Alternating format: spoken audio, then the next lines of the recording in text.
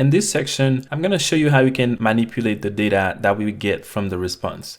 So you see that we're making HTTP requests and then we get the response back and then we pass that response over to the component. And then we can show it in the UI or console log it as we've been doing so far. But there's also a way that we can take that data that we get back, so the response that comes back from the server, and then manipulate it in some way before we actually send it over to the app component.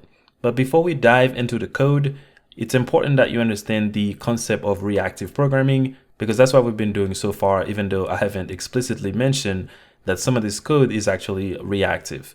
So you can see here, we're making some HTTP requests, right? And then we're subscribing to the response, as you can see here, we've been doing with those methods.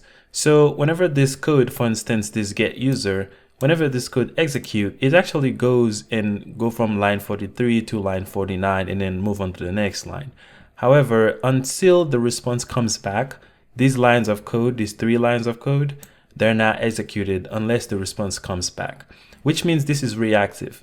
It means that whenever the response comes back, this code by itself, it just runs, because that's just how reactive programming works. So before we can go and look at how we can actually like modify the data whenever the data is returned to us or whenever the HTTP response comes back, we need to understand a little bit of reactive programming and RxJS. As you can see here, we've been using RxJS here. You can see RxJS, which is reactive extension for JavaScript.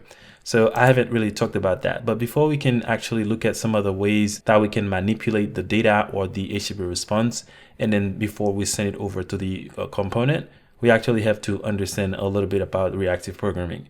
So I'm gonna go ahead and go over some slides and then give you an overview of reactive programming, and we'll also get an overview of the RxJS library that we've already been using and how we're gonna use this library and some of the functions that it has so that we can manipulate the data. And I'm also gonna show you how useful this is, because sometimes what happens is you wanna manipulate the data in some way before you actually send it over to the component so that the component can expose that data on some UI or something.